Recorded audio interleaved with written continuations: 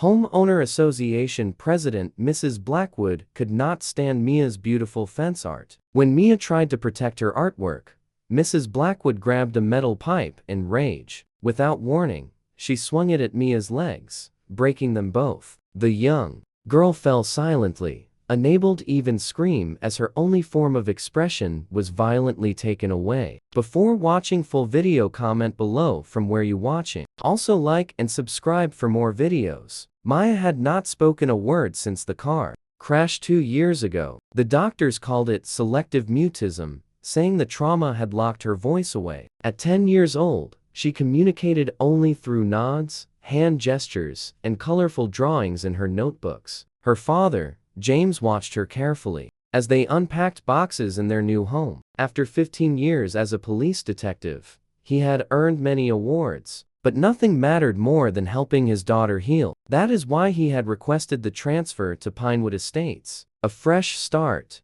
in a quiet neighborhood where Mia might find her voice again. "What do you think of your new room?" James asked, placing a box of art supplies on her desk. Mia smiled and gave a thumbs up, then pointed to the large backyard outside her window. "Yes, plenty of space for your easel out there," he agreed. Neither realized their new neighborhood was controlled by Mrs. Blackwood, the homeowner association president, with her perfect gray hair and ever-present clipboard. She took maintaining community standards as seriously as a military mission.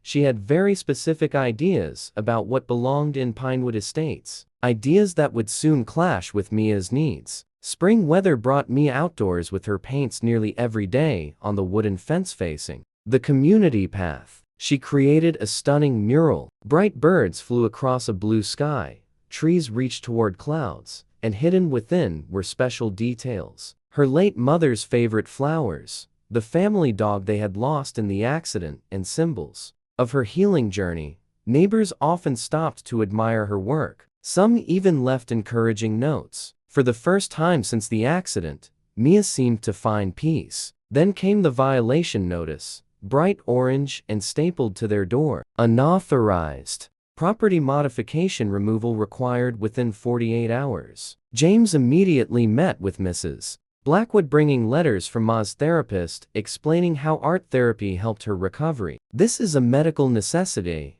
not vandalism," James explained. In Mrs. Blackwood's spotless office, Mrs. Blackwood adjusted her pearl necklace, her eyes cold. "Rules do not have exceptions, detective. Property values affect everyone. Your daughter's issues are not the community's concern. She is communicating through that mural." James insisted it is the only way.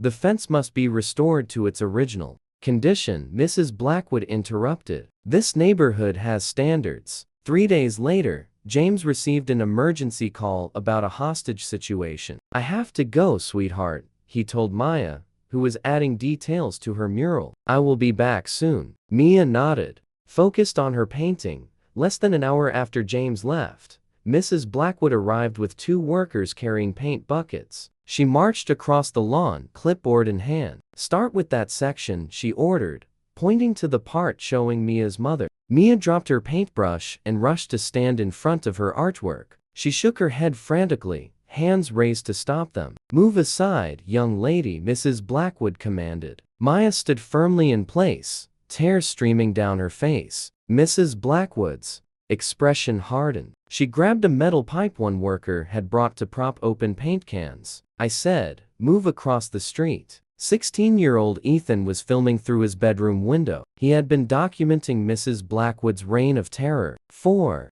months for a school project. What he captured next would change everything. Mrs. Blackwood swung the pipe, intending to scare Mia. Instead, the metal hit Mia's legs with a sickening crack. Mia crumpled to the ground, a silent scream on her face. Ethan immediately called 911. His hands shaking as he kept filming, James paced the hospital hallway, his police badge still clipped to his belt. The lights buzzed overhead as he waited for news about Mia. Detective Reynolds, a doctor, approached, her face serious. "I am Dr. Lin. We have completed the initial assessment of your daughter's injuries." James braced himself. "How bad is it?" "Both her leg bones are fractured, with the right leg broken in 2 places." Dr. Lin's voice was gentle but direct. We need to operate immediately to insert pins and plates. I'm concerned about nerve damage too. Will she walk again? James asked, his throat tight. Dr. Lin hesitated. With extensive therapy, yes. But I need to be honest. There may be permanent limitations. The force used was significant. James closed his eyes, remembering how Maya once danced around their living room before the accident that took his wife. Before the silence, there is something else, Dr. Lin added. When the paramedics brought Maya in, the woman who injured her, Mrs. Blackwood, James said, jaw clenching. Yes, she was already telling hospital staff. Your daughter attacked her and she acted in self-defense. Dr. Lin frowned. I have treated Mia's injuries myself. They are not consistent with that story. Mrs. Blackwood's voice suddenly echoed from the nurse's station. I need to speak with whoever is in charge. This situation has been grossly misrepresented. James started toward her, but Dr. Lin caught his arm. Detective, your daughter needs you calm right now. She is preparing for surgery. Swallowing his rage, James turned toward Mia's room. Instead, she lay small and broken on the hospital bed, her legs immobilized. When she saw him, she did not attempt to sign or gesture. She simply closed her eyes. By morning, the hospital waiting room filled with officers from James' precinct. His partner, Detective Ramirez, brought coffee and updates. The responding officers recognized your address immediately, Ramirez explained. They filed it as aggravated assault with a deadly weapon against a minor. Thank you. James exhaled. There is more, Ramirez continued quietly. Councilman Blackwood has been calling the chief since dawn. He is pushing for this to be handled administratively rather than through criminal charges. Administrative? She broke my daughter's legs. I know, James, but Blackwood controls the police budget for the entire county. He is suggesting a private settlement. Full medical coverage, pain and suffering, whatever Maya needs. In exchange for what? Dropping any criminal complaints and signing a non-disclosure agreement? James stared in disbelief. They want me to pretend this never happened. Let her get away with attacking a child. The hospital administrator appeared with a folder. Detective Reynolds, we have paperwork for Maya's care. Also, Mr. and Mrs. Blackwood have requested a meeting to discuss arrangements. Through the window, James saw Councilman Blackwood in an expensive suit, his wife beside him, showing no remorse. Maya is still in recovery, James said. I am not leaving her. Of course. The administrator nodded. But you should know your insurance has a very high deductible for the surgical procedures Maya needs. The Blackwoods are offering to cover all expenses. James thought of his savings, already stretched thin. Mia would need therapy, possibly more surgeries, special equipment. I will consider it, he finally said. Back in Mia's room, he found her awake, but unresponsive. The nurses explained she had not tried to communicate since arriving, not even with the tablet they provided. She just stared at the wall, occasionally letting silent tears fall. The surgery went well, James told her, stroking her hair. You are going to heal, sweetheart. Maya did not react. I saw some art supplies in the playroom. Want me to bring some paper and markers? For the first time, Mia's eyes showed emotion, not interest, but fear. She turned away. James realized with sinking clarity, Mrs. Blackwood had not just broken Mia's legs. She had destroyed her connection to her only form of expression. 3 days later, James wheeled Mia out of the hospital. They returned home to find Mia's beautiful mural covered with flat beige paint that matched every other fence in the neighborhood. Mia did not cry. She did not react at all. She simply closed her eyes as James carried her inside. That night, after tucking Maya into bed surrounded by pillows to protect her casted legs, James opened his laptop. His email contained the settlement offer from the Blackwood lawyer. Full coverage of Mia's medical expenses, a substantial payment for pain and suffering, and funds for future therapy, all dependent on his signature on a non-disclosure agreement and withdrawal of criminal charges. His phone buzzed with a text from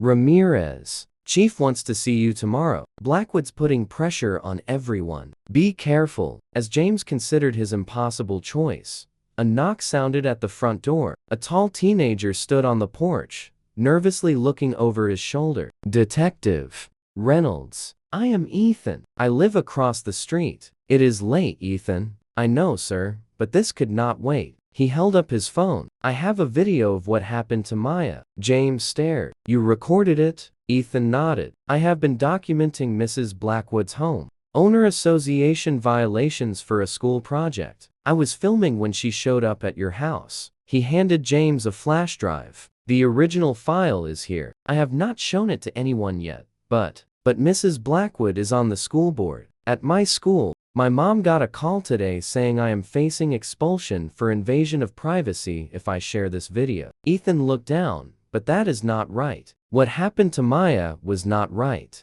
James held the flash drive like gold. Thank you, Ethan. This took courage. How is she, Maya? Physically, she will recover eventually, but she has not tried to communicate at all since it happened. Ethan's eyes widened. She does not talk right, but she used to wave to me when I would pass by. And her art, it was amazing. My little sister has autism, Ethan said quietly. We moved here last year, and Mrs. Blackwood has filed 3 complaints about the sensory equipment in our backyard. Mom is thinking of moving again. This is not the first time she has targeted families with special needs children. Not even close. There was a family with a son who had Down syndrome. They left after Mrs. Blackwood led a campaign against his physical therapy equipment. And before that, a girl with severe allergies whose mother fought for a ban on certain plants near the playground. James' detective instincts activated. Do you have contact information for these families? Ethan smiled for the first time. My mom does. She runs a support group for parents of children with disabilities. She has been tracking Mrs. Blackwood's actions for months. After Ethan left, James plugged in the flash drive. The video was crystal clear. There was no question about what happened. Mrs. Blackwood had deliberately struck Mia with enough force to break both her legs, then immediately started creating her cover story. While Mia lay crumpled on the ground, James picked up the settlement offer and tore it in half. The next week passed in a blur of hospital visits, police interviews, and meetings with the district attorney. Maya remained withdrawn, refusing to use even basic sign language. She rejected art supplies, tablets, notepads, anything that might allow her to express herself. James took leave from work, sleeping on a makeshift bed beside Maya each night. Sometimes he woke to find her silently crying, but when he reached for her, she turned away. The homeowner association sent a statement to all residents describing the unfortunate incident as a misunderstanding and asserting their full support for Mrs. Blackwood.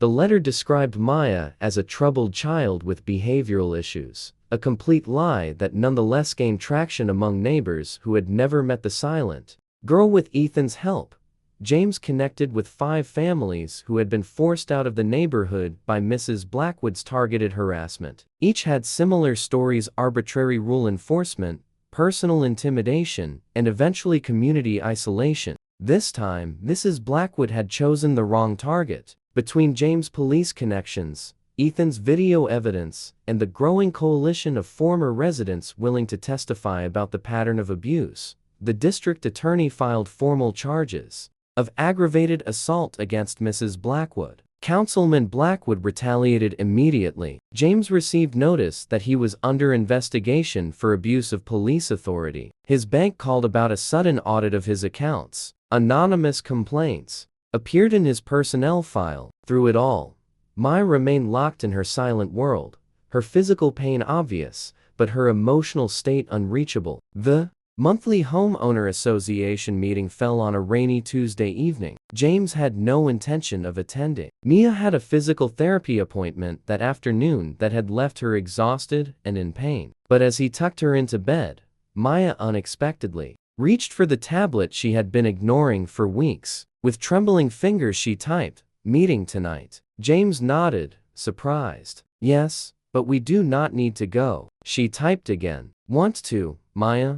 You need rest. And those people, they have been horrible to us." Her fingers hovered over the screen before typing, "My voice." James' heart clenched. For 2 years, he had hoped for any sign that Maya might find her voice again. Now, in the wake of this trauma, she was somehow reaching for it. "Are you sure, sweetheart?" Maya nodded, determination in her eyes. For the first time in weeks, the community center buzzed with tension as residents took their seats. Mrs. Blackwood presided at the front table, her husband standing protectively beside her. Despite the pending criminal charges, she had refused to step down. "Before we begin," she announced, "I want to address the unfortunate rumors circulating about recent events. As your elected homeowner association president, I have always acted in the best interest of our community. Standards and property values." Murmurs spread through the crowd tonight. "I am proposing amendments to our guidelines to prevent future misunderstandings. These include stricter limitations on exterior decorations,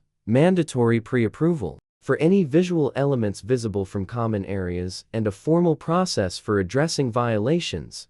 James slipped into the back of the room, carefully pushing Mia's wheelchair. Her legs and casts were propped up on extended footrests. She looked small and fragile, but her eyes were alert. Mrs. Blackwood faltered slightly when she noticed them, then continued with more force, "These measures will ensure our neighborhood maintains the exclusive standards that protect all our investments." "Standards?" James spoke from the back of the room. "Is that what you call assaulting a child?" All heads turned toward them. Mrs. Blackwood's face hardened. "Detective Reynolds, this meeting is for constructive community discussion, not personal grievances." "What happened to my daughter is a community issue," James replied, pushing Mia's wheelchair forward. "Every family here deserves to know the truth about how you enforce your standards." "This is inappropriate," Councilman Blackwood interrupted. "We have a legal process underway for these allegations. James stopped halfway to the front. Maya was expressing herself through art, the only way she could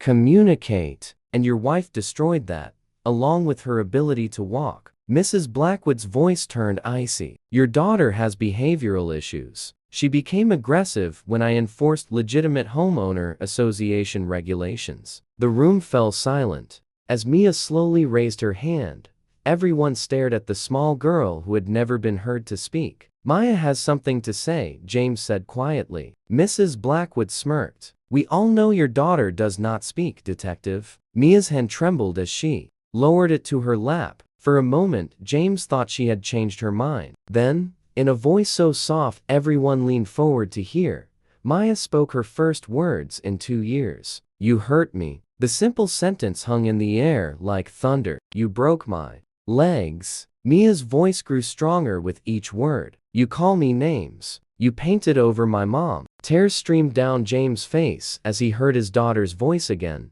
A voice he had feared was gone forever. Mrs. Blackwood's composure cracked. "This is clearly rehearsed. I have something everyone should see." Ethan stood up, his laptop in hand. Despite his mother's worried expression, he walked to the projector setup. "Young man, you do not have permission to," Mrs. Blackwood began. "Actually, according to homeowner association bylaws, any resident may present relevant community information with proper notice, which I submitted last week," Ethan replied, connecting his computer. The screen lit up with footage of Mia's yard. The mural was visible in all its beauty. Birds flying across a wooden canvas, trees reaching upward, hidden symbols of Mia's journey. Then Mrs. Blackwood entered the frame with the maintenance workers. The confrontation played out exactly as it happened. Maya standing protectively before her art, Mrs. Blackwood grabbing the metal pipe, the deliberate swing, Mia crumpling to the ground. Gasps filled the room. Someone began to cry. The video continued, showing Mrs. Blackwood standing over Mia's crumpled form, saying clearly, "See what happens when you do not follow the rules. Now clean this mess up before someone important sees it." When the lights came back on, the room erupted in chaos. Residents shouted questions and accusations. Councilman Blackwood tried to take control, but no one was listening. Above the noise, Mia's voice rang out again, stronger now. "I could not talk after my mom died. The pictures were my words." She looked directly at Mrs. Blackwood. "You tried to take my words away again." Mrs. Blackwood grabbed her purse and headed for the door, her husband close behind. 2 police officers, colleagues of James who had come to support him, stepped forward to block their exit. "Margaret Blackwood, "You are under arrest for aggravated assault against a minor," one officer announced, reading her rights as he handcuffed her. As they led Mrs. Blackwood away, the community erupted in applause, not for the arrest, but for Maya, who had found the extraordinary courage to break through her silence when it mattered most. Summer bloomed across Pinewood Estates, bringing changes no one could have imagined months earlier. The new homeowner association board approved the transformation of an unused lot into a community art space. Residents donated supplies, built accessible pathways, and installed benches beneath shade trees. They named it Mia's Voice. Mia's physical recovery progressed slowly. She graduated from a wheelchair to a walker, then to special braces that allowed more mobility. The pain remained, but so did her determination. And remarkably, the words that had emerged at the community meeting continued to flow, first in whispers to her father, then in short sentences to her doctors, and finally in conversations with other children who gathered at the art space each afternoon. "Why did you decide to teach art classes?" a local reporter asked Mia as she prepared for the grand opening. Celebration. Maya adjusted her leg brace before answering. "Some kids cannot find their words either. Art helps them talk without talking." The community art space became known throughout the region. Families with children facing various challenges, autism, anxiety, trauma, physical disabilities, came to participate in the free weekend workshops. Mia emerged as a natural teacher, patient in ways only someone who had experienced deep silence could be. On the anniversary of the incident, James watched from a bench as Mia led a small group of children in creating a mural. Her voice, once locked away by trauma, now rang clear as she encouraged a hesitant boy to add his contribution. "It does not have to be perfect," she told him gently. "It just has to be yours." The mural they created showed a community of diverse figures standing together beneath a bright sky. In the center, a small girl painted birds taking flight from her hands. As the children finished their work, Maya made her way slowly to where her father sat. Her walking was still uneven, her legs still requiring braces, but she moved with growing confidence. "Do you think Mom would like it?" she asked, leaning against his shoulder as they admired the finished mural. James wrapped